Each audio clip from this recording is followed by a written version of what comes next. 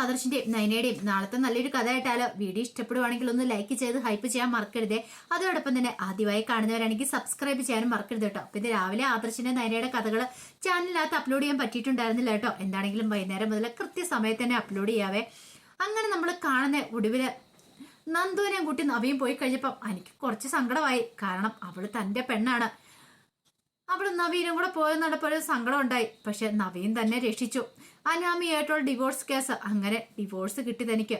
അതിന്റെ സന്തോഷം ഉണ്ടായാലും നന്ദുവിനെ നഷ്ടപ്പെടുവോ എന്നൊരു ഭയം അനിയുടെ മനസ്സിലുണ്ടായിരുന്നു. ഈ സമയത്ത് കാറില് നവീനെ നന്ദു കൂടെ പോവണം. നന്ദുവിന്റെ മുഖത്തൊരു സന്തോഷമൊന്നും കണ്ടില്ല. അപ്പോഴേക്കും നവീൻ ചോദിച്ചു, അല്ല എന്താ നന്ദു നിന്റെ മുഖത്തൊരു സന്തോഷമില്ലാത്ത എന്താ? അല്ല എനിക്ക് ഡിവോഴ്സ് കിട്ടിയല്ലോ. എനിക്ക് ഡിവോഴ്സ് വാങ്ങിക്കൊടുക്കില്ലെന്നും പറഞ്ഞുകൊണ്ട് റെക്കമെൻഡേഷനുമായിട്ട് നീ എന്റെ മുന്നിൽ വന്നല്ലേ. അങ്ങനെയൊന്നുമില്ല നവീനേട്ടാ. എങ്കിൽ പിന്നെ ദേ നീ പേടിക്കൊന്നും വേണ്ട, കാര്യങ്ങളൊക്കെ ഓക്കെ ആയില്ലേ, സന്തോഷമായില്ലേ? അപ്പോഴേക്കും നന്ദു പറഞ്ഞു, എനിക്ക് സന്തോഷമായെന്ന് പറഞ്ഞു. പിന്നെ ഒരു കാര്യം, ഇനിയിപ്പം നമ്മുടെ രണ്ടുപേരുടെ കല്യാണം അല്ലേ വരാൻ പോന്നേ. അല്ല അതിന് നവീനേന്റെ അമ്മ സംഭവിച്ചിട്ടില്ലല്ലോ. നന്ദുവിന്റെ അവസാന പിടിവള്ളി അതാണ്. അതാണോ കാര്യം? എന്റെ അമ്മയുടെ സ്വഭാവം അറിയാമല്ലോ. എന്താണെങ്കിലും ഞാൻ എന്റെ അമ്മയെ പറഞ്ഞ് സമ്മതിപ്പിക്കും. ഇനിയിപ്പൊ അമ്മ സമ്മതിക്കാൻ കൂട്ടാക്കിയില്ലെങ്കിലേ ഒരു കാര്യം ചെയ്യണം, അനിയെ കൊണ്ടൊക്കെ ഒന്ന് റെക്കമെൻഡ് ചെയ്യിക്കണം കേട്ടോ. നിനക്ക് അനിക്ക് വേണ്ടിയിട്ട് ഞാൻ ഇത്തരം കാര്യങ്ങളൊക്കെ ചെയ്തല്ലേ. അപ്പൊ അനിയോടൊക്കെ ഒന്ന് പറയണം. എല്ലാരും വന്ന് അമ്മയോട് റെക്കമെൻഡ് ചെയ്യണം. അമ്മ സമ്മതിക്കുന്നേ. അമ്മയെ കൊണ്ട് നമുക്ക് സമ്മതിപ്പിച്ചെടുക്കാം. അതിനുശേഷം നമ്മുടെ വിവാഹം. എന്താ നന്ദു, ഞാൻ പറഞ്ഞു ശരിയല്ലേ? നന്ദുവിനൊന്നും മിണ്ടാൻ പറ്റില്ല. നന്ദു ആകെപ്പാടെ വല്ലാത്തൊരവസ്ഥയിരിക്കുക. നവീൻ ആസ്വദിച്ച് ചിരിക്കുകയാണ്. കാരണം നവീന് അനിയെ നന്ദുവിനെ ഒന്ന് കുരങ്ങളിപ്പിക്കണം എന്നുണ്ടായിരുന്നുള്ളൂ. തനിക്കിട്ട് പണി വന്നല്ലേ. തന്നോട് ഇവർ നമ്മുടെ ഇഷ്ടത്തെക്കുറിച്ച് പറഞ്ഞിട്ടില്ല. അപ്പൊ കുറച്ചുനാൾ ഇവരിങ്ങനെ ടെൻഷൻ അടിക്കട്ടെ എന്നൊരു ചിന്തയോട് കൂടിയിട്ടാണ് അങ്ങനെ പറയണേ. അല്ലാതെ അവര് രണ്ടുപേരും ഒന്നാവരുത് എന്നുള്ള ചിന്തകളൊന്നും നവീന്റെ മനസ്സിലില്ല. അവരെ തമ്മിൽ ഒന്നിപ്പിക്കാനാണ് നോക്കുന്നത്. ഇപ്പൊ താന് ഈ ബന്ധത്തിൽ നിന്ന് പിന്മാറിയെന്ന് അറിഞ്ഞിട്ടുണ്ടെങ്കിൽ നന്ദുവിന് വേണ്ടിയിട്ട് വേറെ വിവാഹം ആലോചിക്കും നന്ദുവിന്റെ വീട്ടുകാര്. അപ്പൊ എനിക്ക് നന്ദുവിന് ഒന്നാൻ പറ്റില്ല. അപ്പൊ അതുകൊണ്ടാണ് നവീൻ പ്രത്യേകിച്ചൊന്നും കനകയോടും കോതിനോടും പറയാതിരിക്കുന്നത്. പക്ഷെ നന്ദു ആകെ ഉരുകിയിരിക്കുവാണ്. നന്ദുവിന്റെ മുഖം കണ്ടേച്ചപ്പം നവീൻ പറഞ്ഞു, നന്ദുവിന്റെ മുഖത്തൊരു സന്തോഷമൊന്നും കാണുന്നില്ലോ. ഒന്നുമില്ല നവീനേട്ടാ, എന്നെ സ്റ്റേഷന്റെ അവിടെ ഇറക്കിയാൽ മതി, എനിക്ക് ഡ്യൂട്ടി ഉണ്ടെന്ന് പറഞ്ഞു. എങ്കിൽ ശരി, പിന്നീട് കാണാം. എന്താണെങ്കിലും എനിക്ക് ഡിവോഴ്സ് കിട്ടിയതിന്റെ ട്രീറ്റ് ഉണ്ടായിരിക്കും. നമുക്ക് എല്ലാവർക്കും കൂടെ ഒരുമിച്ചൊന്ന് കൂടാന്ന് പറഞ്ഞു. എന്റെ ഭാര്യയാകാൻ പോകുന്ന പെൺകുട്ടിയുമായിട്ട് ഒന്ന് അടിച്ചു പൊളിക്കാൻ കിട്ടുന്ന സമയമല്ലേന്ന് ചോദിച്ചു. അങ്ങനെ നന്ദു സങ്കടത്തോട് കൂടിയിട്ടാണ് ഇറങ്ങിപ്പോകുന്നത്. ദൈവമേ, നവീനേട്ടന്റെ മനസ്സ് നല്ല പ്രതീക്ഷ. പാവത്തിനെ താൻ വഞ്ചിക്കുവാണോ? അനിയുമായിട്ടുള്ള കാര്യങ്ങളൊക്കെ തനിക്ക് തുറന്നു പറയായിരുന്നു എന്നൊരു ചിന്തയൊക്കെ ആയിരുന്നു നന്ദുവിന്റെ മനസ്സിൽ. അതേസമയം അനി വീട്ടിലേക്ക് ചെന്ന് കഴിഞ്ഞപ്പം ആദർശ നയനെയൊക്കെ കാത്തിരിക്കുന്നുണ്ടായിരുന്നു. അവ ഡിവോഴ്സ് കിട്ടിയെന്നുള്ള കാര്യങ്ങൾ അറിഞ്ഞു. ചെന്ന് കഴിഞ്ഞപ്പം ആദർശ് കൺഗ്രാസ് പറയാണ്. അങ്ങനെ ഒടുവിലെ നീ നേടിയെടുത്തല്ലേന്ന് ചോദിച്ചു. അപ്പോഴേക്കും അനി പറഞ്ഞു, അത് എന്റെ കഴിവും കൊണ്ടല്ല, നവീന്റെ കഴിവുണ്ട്. അതെനിക്കറിയാം. എടാ നീ അല്ലേ പറഞ്ഞേ അവൻ ചിലപ്പം എന്തെങ്കിലും കാരണം പറഞ്ഞ് നിന്റെ ഡിവോഴ്സ് ഉഴപ്പോന്ന്. പക്ഷേ നിനക്ക് ഡിവോഴ്സ് കിട്ടിയില്ലേ. അവൻ അങ്ങനെ ചതിക്കാനൊന്നും പറ്റില്ല. നയന് പറഞ്ഞു, അത് ശരിയാ. നവീൻ പാവ നമ്മുടെ കുടുംബത്തിന് വേണ്ടിയിട്ട് എത്രയൊക്കെ ചെയ്തിട്ടുണ്ട്. എത്രയോ തവണ നമ്മുടെ കുടുംബത്തെ രക്ഷിച്ചിരിക്കുന്നേ. എന്താടാ നിന്റെ മുഖത്ത് ഡിവോഴ്സ് കിട്ടിയതിന്റെ സന്തോഷമൊന്നും കാണുന്നല്ലോ. അപ്പോഴേക്കും അനി പറഞ്ഞേ ഒന്നുമില്ല. ഇനിയിപ്പം നവീൻ എന്തേലും പറഞ്ഞോ? നവീനും നന്ദുവും തമ്മിലുള്ള കല്യാണക്കാര്യത്തെ കുറിച്ച് എന്തേലും പറഞ്ഞോ? അവളെ വിവാഹം കഴിക്കുന്ന അങ്ങനെ നവീൻ പറഞ്ഞു എന്ന് ചോദിച്ചു. അനിയൊന്നും മിണ്ടാതിരിക്കുന്നുണ്ട്. അപ്പൊ നയന് പറഞ്ഞു, അങ്ങനെ പറഞ്ഞെന്ന് തോന്നുന്നു ആദർശേട്ടാ, അതാണ് ഇവന്റെ മുഖത്ത് ഇത്രമാത്രം സങ്കടം. അനി പറഞ്ഞു, ഇനിയിപ്പൊ ആരൊക്കെ എന്തൊക്കെ പറഞ്ഞാലും ശരി, ഞാനും നന്ദുവും കൂടെ ഒന്നാവും. എനിക്ക് നന്ദുവിനെ ഇഷ്ടമാണ്. അതിനൊരു മാറ്റം ഉണ്ടാകാൻ പോകുന്നില്ല.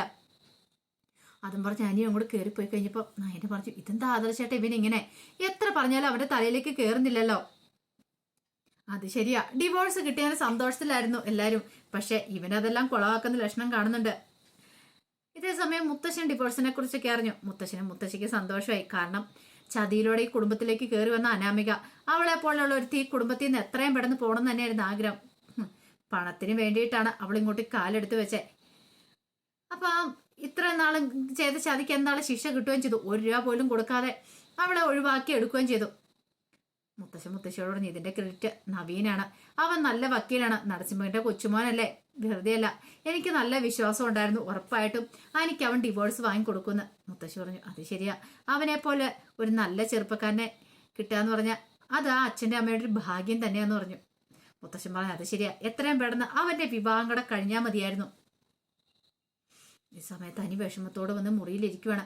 എനിക്ക് വല്ലാത്തൊരു ടെൻഷനായിരുന്നു. പിന്നീട് നന്ദുവിനെ ഫോൺ വിളിച്ചു. ദേ, നീ എവിടെയാ നന്ദു എന്നൊക്കെ ചോദിച്ചപ്പോൾ നന്ദു പറഞ്ഞു, ഞാൻ പോലീസ് സ്റ്റേഷനിൽ. അല്ല, നവീൻ നിന്നോട് എന്തെങ്കിലും പറഞ്ഞോ? ദേനി, എനിക്ക് എന്ത് ചെയ്യണമെന്ന് പോലും അറിയില്ല. നിനക്കറിയാലോ, നവീനോട് എനിക്ക് നോ പറയാൻ പറ്റുന്നില്ല. നവീനേടം ഭയങ്കര പ്രതീക്ഷയില്ല. ഇനിയെങ്കിലും നമ്മൾ സത്യങ്ങൾ തുറന്നു പറഞ്ഞില്ലെങ്കിൽ കാര്യങ്ങളൊക്കെ കൈവിട്ടു പോകുന്ന എനിക്ക് തോന്നേ. നീ ഉദ്ദേശിക്കുന്ന പോലെ ഒന്ന് അല്ല കാര്യങ്ങൾ, അതിനപ്പുറത്തേക്കാന്ന് പറഞ്ഞു. എടി, എനിക്കിപ്പോൾ എന്ത് ചെയ്യാൻ പറ്റും? ഇത്ര ആയിട്ട് ഇനി നമ്മൾ പെട്ടെന്ന് പോയി പറഞ്ഞു കഴിഞ്ഞിട്ടുണ്ടെങ്കിൽ നവീൻ എന്ത് വിചാരിക്കും? നമ്മൾ ഒരു വാക്ക് പോലും നേരത്തെ പറഞ്ഞില്ലോ എന്ന് പറയുമല്ലോ. എടാ, അതാ നിന്നോട് ഞാൻ നേരത്തെ പറഞ്ഞേ, കാര്യങ്ങളൊക്കെ തുറന്നു പറയാന്ന്. അപ്പൊ നീ പറയണ്ടെന്ന് പറഞ്ഞു. ഇപ്പൊ ഒരിടത്തും എത്താത്തൊരവസ്ഥ വന്നപ്പോഴല്ലേ അതും പറഞ്ഞ് നന്ദു ദേഷ്യപ്പെടുവാണ്.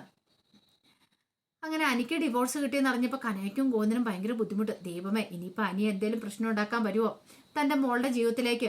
ആ ജോത്സനാണെങ്കിൽ പറയുകയും ചെയ്തു, നന്ദുവിന്റെ മനസ്സിലൊരു ചെറുപ്പക്കാരുണ്ട്, അവനുമായിട്ടുള്ള വിവാഹം മാത്രം നടക്കുള്ളെന്ന്. തന്റെ വിഷമങ്ങളും വേവലാതികളും ഒക്കെ കനക ഗോവിന്ദനോട് പോയി പറഞ്ഞു. ഗോവിന്ദൻ പറഞ്ഞ്, കനകെ, നമുക്ക് എന്ത് ചെയ്യാൻ പറ്റും? ഒരു പക്ഷേങ്കിൽ നവീനുമായിട്ടുള്ള ആലോചന, അതിപ്പോ നവീന്റെ വീട്ടുകാരും ഇങ്ങോട്ടേക്ക് വന്നിട്ടില്ലല്ലോ, അവൻ വന്ന് പറഞ്ഞല്ലേ ഉള്ളൂ. അവരുടെ വീട്ടുകാരും കൂടെ വന്നാലേ നമുക്ക് ഈ ബന്ധം ഉറപ്പിക്കാൻ പറ്റുള്ളൂ. പക്ഷെ അതിനു മുമ്പ് നമുക്കൊന്നും ചെയ്യാൻ പറ്റില്ലല്ലോ. കനക പറഞ്ഞു, എനിക്ക് പേടിയുണ്ട് ഗോവിന്ദേട്ടാ, അതിനു മുമ്പ് ആ അനി എങ്ങാനും നന്ദുവിനെ വിളിച്ചോണ്ട് പോകാൻ പറ്റുമോ ചെയ്യുവോന്ന്.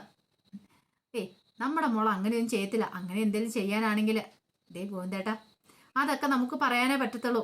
ഇപ്പോഴത്തെ കുട്ടികളുടെ കാര്യമാണ്. ചിലപ്പോൾ അവൾക്ക് പെട്ടെന്നൊരു തോന്നാമ്പുദ്ധി തോന്നി അവൻ്റെ കൂടെ എങ്ങനെ ഇറങ്ങിപ്പോയാലോ, പിന്നെ നമ്മൾ ജീവിച്ചിരുന്നിട്ട് കാര്യമുണ്ടോ? മൂർത്തി സാറിൻ്റെ ഒക്കെ മുന്നിൽ നമ്മൾ നാണം കിട്ടു പോയില്ലേ. കനകേ, മൂർത്തി സാറിനും മുത്തശ്ശിയൊന്നും എനിക്ക് തോന്നുന്നു അങ്ങനെ നന്ദു അനിയും തമ്മിൽ ഒന്നിക്കുന്നതിനോട് ദേഷ്യമുണ്ടെന്ന് തോന്നില്ല.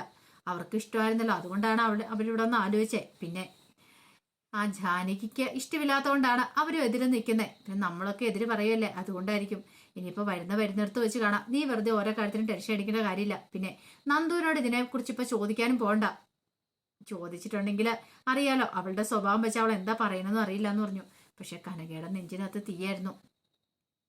അവന്തിക്ക് ഭയങ്കര സന്തോഷമുള്ള കാര്യമായിരുന്നു. എനിക്ക് ഡിവോഴ്സ് കിട്ടിയല്ലോ, ഇനിയിപ്പോൾ എത്രയും പെട്ടെന്ന് തന്നെ മുത്തശ്ശനോടും മുത്തശ്ശിയോടും ഒക്കെ കാര്യം പറഞ്ഞ് തൻ്റെ അനിയേട്ടനെ വിവാഹം നടത്തണം. എങ്കിലോ തനിക്ക് ഒരു പിടിച്ചെടുപ്പുണ്ടാവുള്ളൂ, തൻ്റെ അച്ഛന് ജയിക്കാൻ പറ്റുള്ളൂ. തൻ്റെ അച്ഛൻ ജയിക്കണം. അനന്തപുരിക്കാരോട് പ്രതികാരം ചെയ്യാനുണ്ട് തൻ്റെ അച്ഛന്. അതിനു വേണ്ടിയിട്ട് മാത്രമാണ് താന് ഇവരൊക്കെ പറയുന്ന കേട്ട് ഇങ്ങനെ നിൽക്കുന്നത്. അനിയേട്ടൻ തൻ്റെ സ്വന്തമായി കഴിഞ്ഞിട്ടുണ്ടെങ്കിൽ ഇപ്പിന്നെ ഒന്നും നോക്കാനില്ല. താൻ പറയുന്ന പോലെയൊക്കെ ആയിരിക്കും കാര്യങ്ങൾ മുന്നോട്ട് പോകുന്നത്. അനിയേട്ടനെ കയ്യിലെടുക്കണം എന്നൊക്കെ ഒരു ചിന്തയോട് കൂടിയിട്ടാണ് അതേ നിൽക്കുന്നത്. അതും എത്രയും പെട്ടെന്ന് കല്യാണം നടത്തണം. ഒരു കാരണവശാലും അനിയേട്ടൻ വേറൊരു വിവാഹം കഴിക്കാൻ പാടില്ല. അങ്ങനെ കഴിഞ്ഞിട്ടുണ്ടെങ്കിൽ തൻ്റെ അച്ഛന് ജയിക്കാൻ പറ്റില്ല. തൻ്റെ അച്ഛന് താൻ വാക്ക് കൊടുത്തിരിക്കുന്നതാണ്. അച്ഛന് വേണ്ടിയിട്ട് മാത്രം, അല്ലാതെ അനിയേട്ടനോടുള്ള ഇഷ്ടം കൊണ്ടൊന്നും അല്ല. ആ നന്ദുവിൻ്റെ പിന്നാലെയാന്ന് തോന്നി ഇപ്പോഴും പോകുന്നേ. പക്ഷെ ഒരു കാരണവശാലും അതിന് സമ്മതിച്ചുകൂടാ. അങ്ങനെയാണെങ്കിൽ അച്ഛനോട് കാര്യങ്ങളൊക്കെ പറയണം. പിന്നീട് അവന്തിയൊക്കെ വിളിച്ചിട്ട് കാര്യങ്ങളൊക്കെ പറയുന്നുണ്ട്.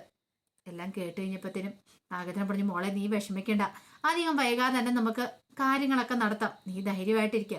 ഇനി തടസ്സം നന്ദു എന്ന് പറയുന്നവളാണെങ്കിൽ അവളെ മാറ്റാനുള്ള വിദ്യയൊക്കെ എനിക്കറിയാമെന്ന് പറഞ്ഞു.